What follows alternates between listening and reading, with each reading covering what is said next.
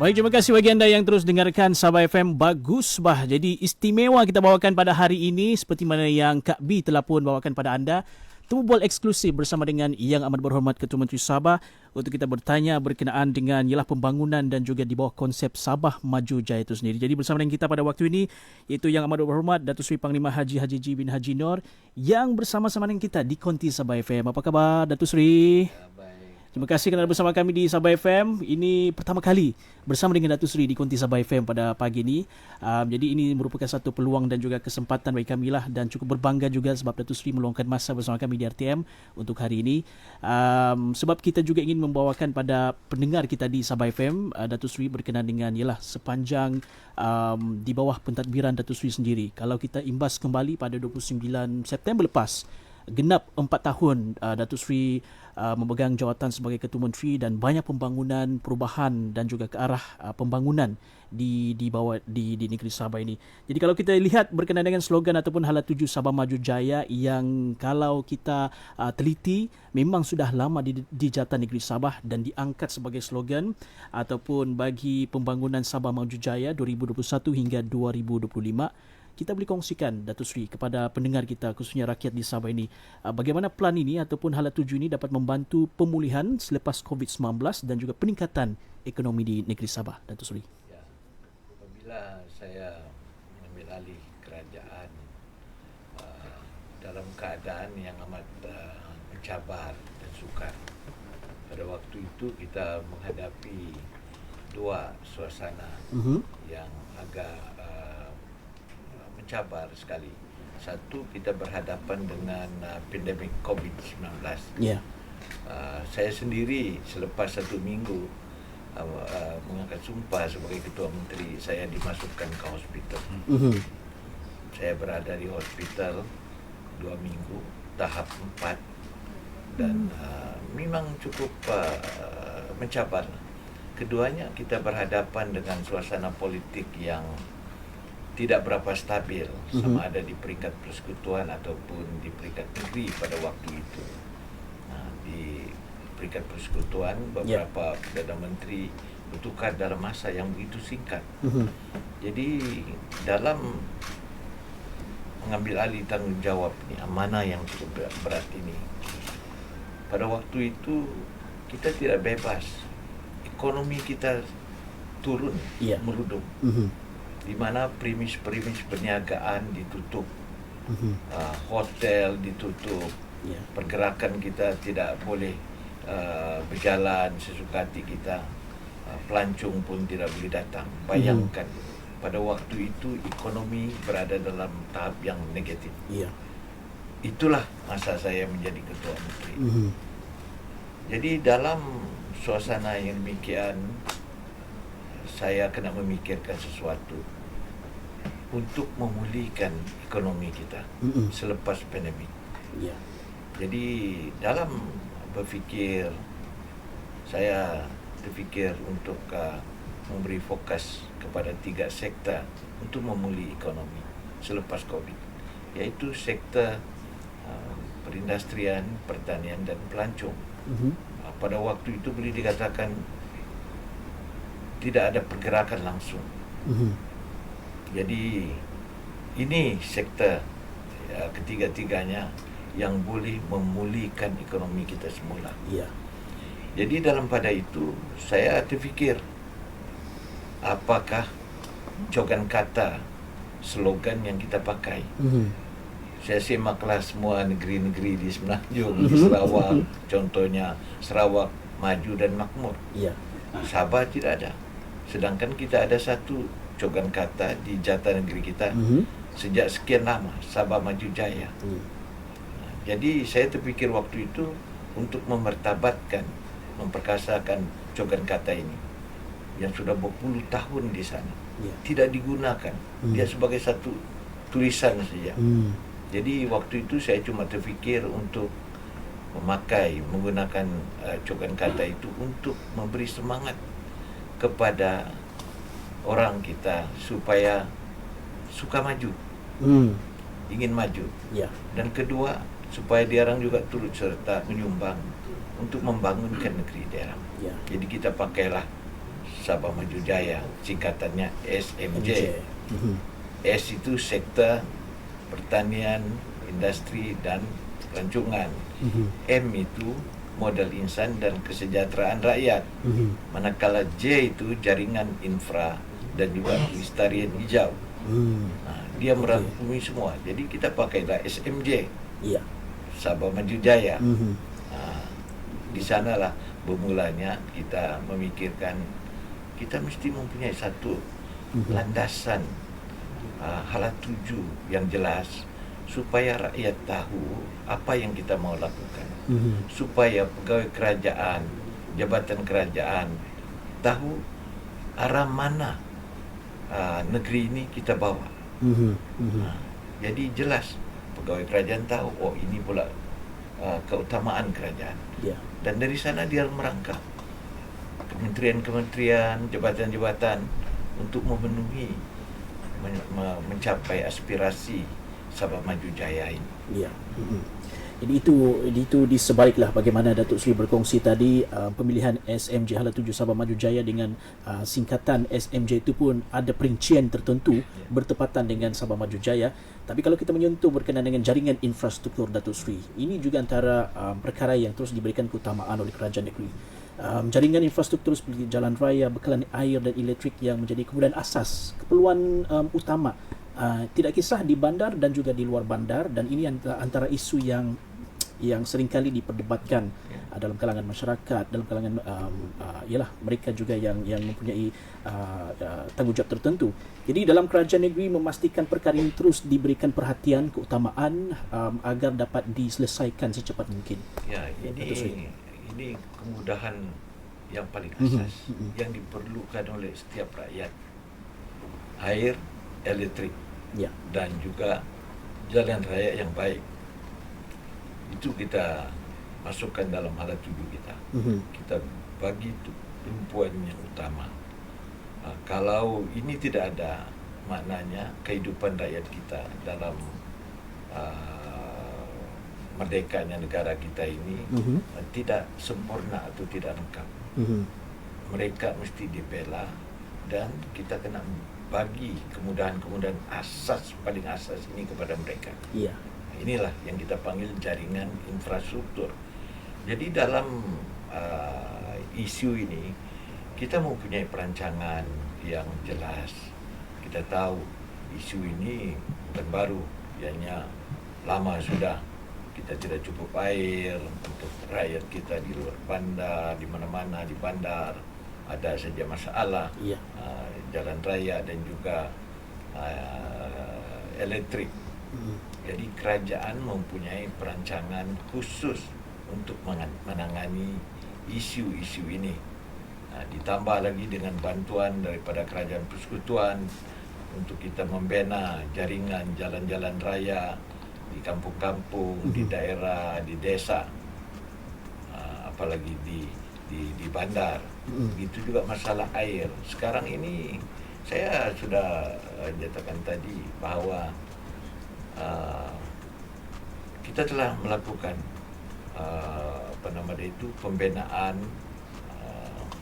menaikkan kapasiti rawatan air kita di loji rawatan air. Contoh di Tuaran daripada 80 juta liter kepada 160 juta liter satu hari.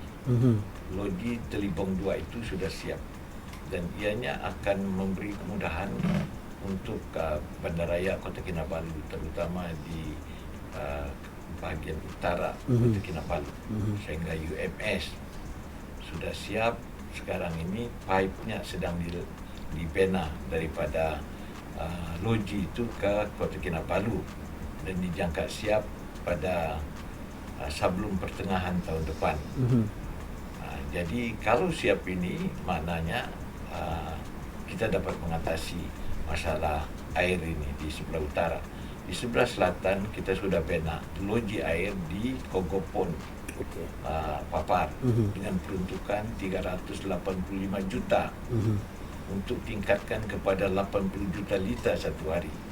Dan projek ini sudah pun dilaksana 1 tahun yang lepas dan dijangka siap pada awal tahun 2026. Jadi ini kalau sudah siap, ianya boleh menyelesaikan masalah di Papar, di Kinarut, di Lokawi dan juga di Kutatan. Nah, cuma masalah cabaran yang kita hadapi sekarang ini, kita punya non-revenue water yang tertinggi di Malaysia, 60%. Apa contribute kepada non-revenue water ini? Mengikut laporan yang saya terima ialah kecurian di kampung-kampung setinggan, dan ada juga laporan menyatakan industri kita juga ada yang mencuri air. Ada sudah kita dapatan daripada kajian, dan juga mungkin ada pipe-pipe yang bocor. Kalau 60% non-revenue water ini kita boleh turunkan saja kepada 30% pun sudah cukup baik. Maknanya sementara menunggu ampangan dan lain-lain disiapkan menjelang tahun 2029 dan 2030, kita tidak ada masalah air. Masalah kita ini orang curi sana, curi sini. Macam apa yang berlaku di Universiti Malaysia Sabah. Sepanjang jalan tu pipe dicuri. Ada kita dapati, ada gambar, ada 6 koloni setinggan di sana. Ada juga yang laporan yang saya terima, bukan menuduh, ada juga dibuat secara sengaja macam sabotage. Putung itu pipe, dia punya pipe diambil supaya orang tidak dapat air di UMS dan juga di sebahagian Kota Kinabalu. Inilah masalah yang kita hadapi. Ada orang di luar di sana tidak bertanggungjawab. Curilah air apa semua. Tapi ini masalah sudah kita minta Jabatan Air bina tangki-tangki air di kampung-kampung setinggan ini yang berkapasiti 5,000 liter hingga 10,000 liter. Dan mereka boleh ambil dari sana. Jadi mungkin mereka akan bayar 10, 20 ringgit, 30 ringgit satu bulan. Dia ambillah sepuas hati dia. Jangan kacau pipe-pipe kita, di mana air terbuang begitu saja. Kita ada bukti semua.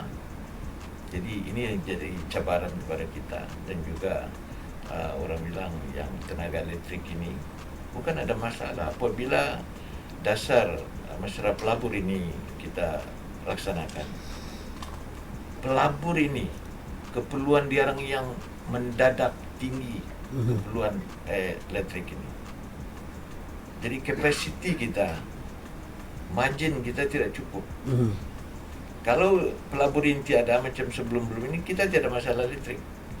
Tapi kita mau maju, kita mau bawa pelabur, dan sekarang banyak yang baru-baru dalam mesyuarat Majlis Tenaga Sabah, kita sudah luluskan permohonan untuk 700 megawatt pembinaan mini hydro, IPP dan juga solar. Jadi ini mungkin siap dalam masa 2 tahun hingga 3 tahun, 700 megawatt. Jadi selepas itu kita ada lagi permohonan lain, kerana keperluan tenaga ini cukup tinggi. Masuk satu pelabur dia perlu banyak tenaga elektrik untuk kilang-kilang dia. So kita akan secara progres untuk menaikkan kapasiti bekalan elektrik kita ini. Ini yang kita buat sekarang. Maksudnya penekanan itu memang diberikan keutamaan, dan pada masa sama juga kerajaan negeri tegas berkenaan dengan kes kecurian air, kecurian bekalan elektrik dalam menangani isu-isu seperti ini. Itu kita nampak bagaimana ketegasan itu dilakukan. Berkenaan dengan apa yang kita boleh kongsikan juga lah Datuk Sri, ini berkenaan pula dengan ekonomi biru, khazanah yang ada di sekitar negeri Sabah. Kita tahu negeri Sabah ini dikelilingi perairan yang begitu besar potensinya untuk diterokai, bukan saja dari segi hasil laut, tetapi juga hasil minyak dan gas yang begitu besar dan luas. Jadi bagaimana Sabah ini antara negeri yang mempunyai potensi yang sangat besar, sangat luas ini menjadi pelopor kepada ekonomi biru antarabangsa yang juga ditekankan di peringkat persekutuan. Itu sebabnya kita telah merancang untuk menerokai khazanah laut kita ini yang kita panggil ekonomi biru ini.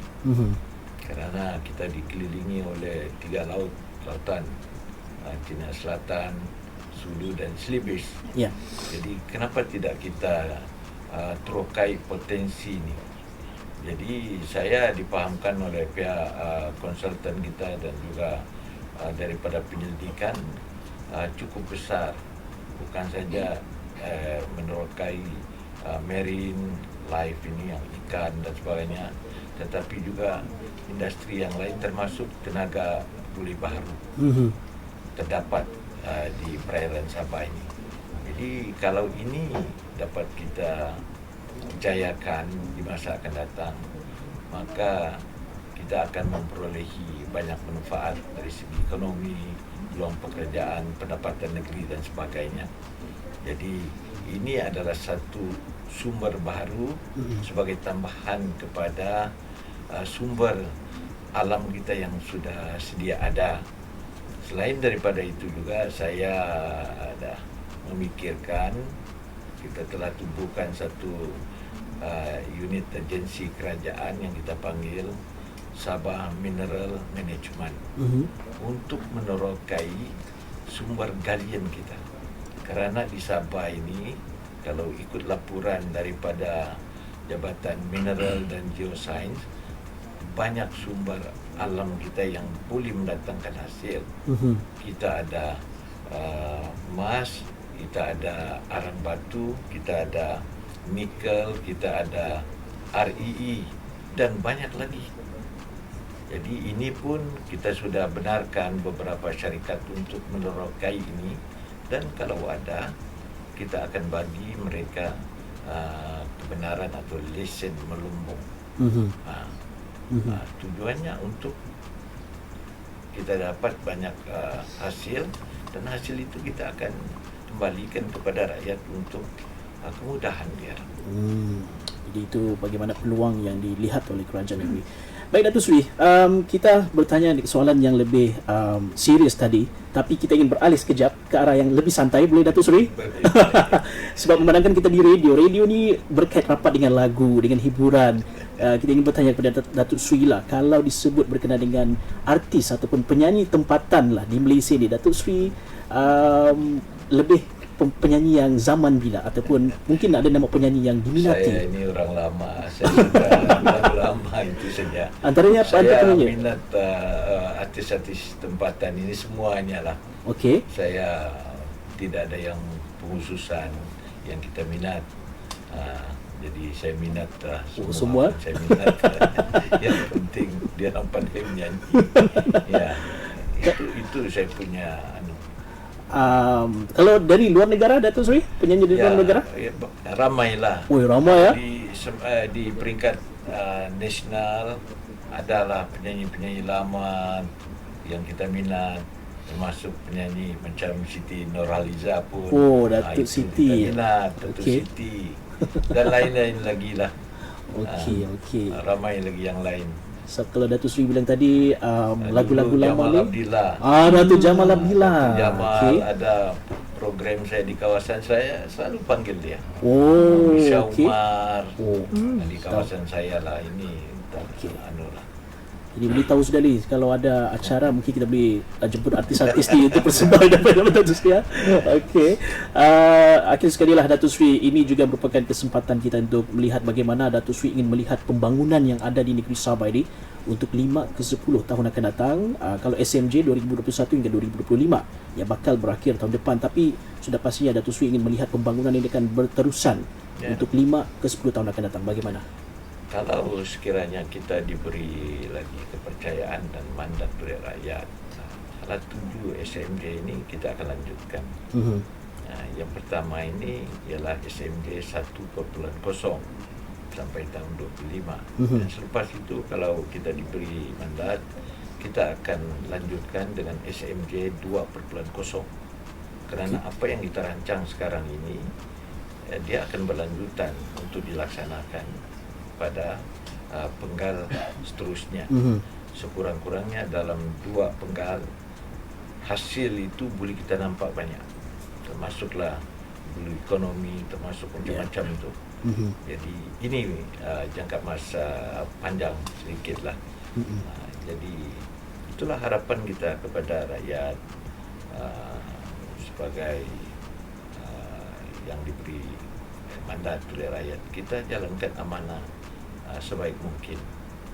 Apa yang boleh kita rancangkan, tanggung jawab besar. Saya pun tidak pernah mimpi jadi ketua menteri, jadi kadang-kadang saya fikir rupanya saya ini mempunyai satu tanggung jawab yang amat besar kepada semua rakyat. Satu saja pegangan saya, kita mesti adil kepada semua. Kita tidak kira apa bangsa dia, kepercayaan dia, atau anutan politik dia, ideologi dia. Kita kena bagi, terutama untuk membela nasib mereka yang miskin. Ini paling utama. Tidak ada makna kita maju dengan proyek-proyek besar, tapi ada orang kita di bawah sana masih lagi susah cari makan dan sebagainya. Inilah tumpuan kita. Jadi kita kena balance dalam kita mengejar kemajuan yang besar, ekonomi yang besar, tapi pembelaan nikmat kita mesti juga salurkan kepada mereka yang memerlukan, terutama yang kurang berkemampuan.